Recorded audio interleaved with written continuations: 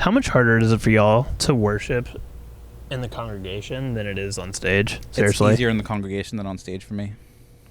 It's I almost. think I've done enough of both where I've like learned how to do both. I agree. You know, and I know that sounds weird. Let me rephrase the conversation. Let me rephrase the question. How hard is it for you to engage in worship at a church that you haven't been to? Okay, no, that's a good question. That's a good question. Possibly, Impossible. Impossible. That's like bad. It's very impossible. It's very difficult. Unless it's better. Unless it's better. Unless it's really then, great. like, But even then, you're just thinking about how good it is. about. Even if it But is. you're still not, because you're looking at this going, oh man, you're doing nothing. You may be not comparing in a negative way, but you are getting inspired. Like, Yes. oh, we can. You're being we inspired can do and coming this. up with You know, ideas. like, You're not worshiping sitting there anything. just like, oh yeah. In the better way is much easier.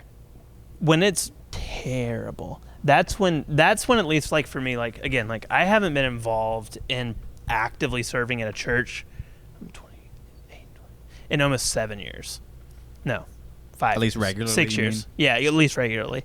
And I feel like even 6 years later, I still have something that's broken in my head that when I go to a church that sucks, I'm like, this sucks.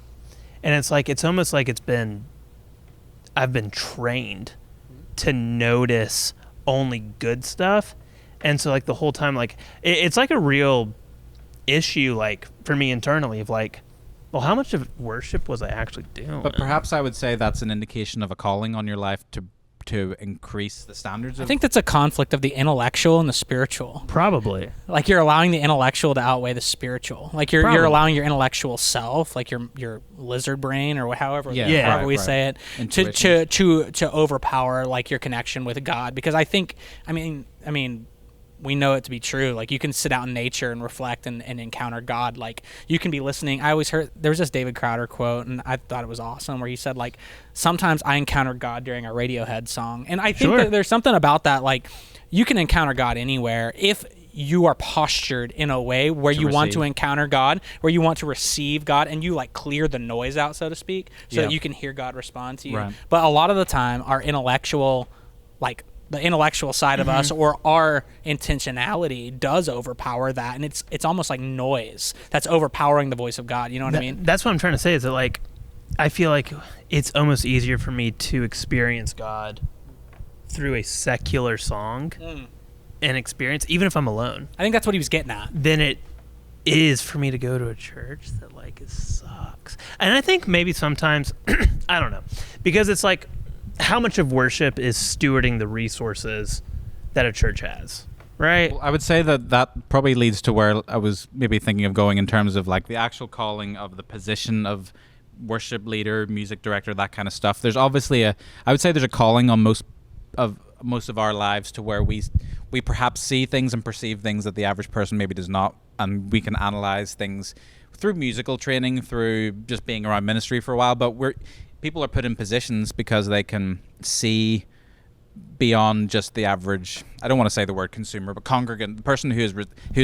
consuming church, if you want to put it that way. But I would say that having that analytical side of things perhaps is an indication that there's a calling to use that gifting to improve in whatever way you can. And I think that's where I wanted to kind of head was, like, can we define maybe, is there a biblical precedent for a worship leader or director, or what are we doing when we're leading worship? Why is there a position of worship leader, and why do we not just, like, so a lot of churches just have the pastor just strike up a hymn and everyone starts singing along. So why did we develop this whole idea of a worship leader? You're a big MD guy.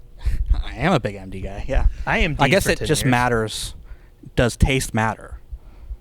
Yeah. Does people's taste matter when it comes to worship, or does it not? Is the actual question. Should it matter? You were saying that the emo thing isn't your thing, whereas it is way more my thing. Right? Is that the Rick Rubin conversation? Like, that guy who just wrote the book that everyone's, like, all the creative people are talking about, where he says, like, I have no creative ability. Right. It's just my taste. Right. It's just taste. Yeah. Does taste matter? Because to our human intellect, I think you have a Rick Rubin vibe. That'd be great. Dude, that's flattering. Yeah, that'd be great. If you would have said that about me, I probably just would have melted. Really? He's one of the most famous producers of all time. But really is. Rick Rubin does, and works across genres, like everything. I'd rather be DJ Khaled though. You strike me as more of a DJ Khaled guy, though. Let's go golfing. He does golf now. That's pretty cool. He's good at playing acoustic Let's go guitar. golfing. He knows a lot about breakfast. Let's go golfing, and then there's Let's golf. So, but anyway, But if taste does matter, it shouldn't. Perhaps. Maybe it should. maybe not. That's why that's the, I think that's the hardest question. We do have lizard brains. So therefore, I don't think we're the only ones that if you go to a church and the music stinks, that has a hard time. It doesn't mean like if you go to a church and the pastor's striking up a hymn and they're just all singing together, does not mean they're necessarily more spiritual than the church that. No. But do you think they're thinking that everything stinks because there's nothing to stink? That's their voices. Well, in that case, no. I think it's almost easier. Yeah, maybe. Yeah. Like, but at the same time, I think you appreciate excellence because I think if you went to see the Mormon Tabernacle Choir, it would freaking blow your mind. Right. For sure. Or like you go to a church that just slays the gospel, like has the gospel chops. I think it would blow your mind. That doesn't necessarily mean you would encounter God more or less in that moment. Right. But there's got got to be more distraction.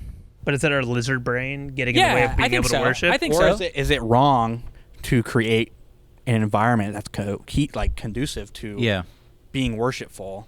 To being in awe of something, to having an emotional moment, is that a bad thing? Is that a wrong thing? So we can all agree that the calling of a worship leader is to create the most milquetoast environment that's inoffensive to anybody and that can be like the lowest common denominator for. So UK of you.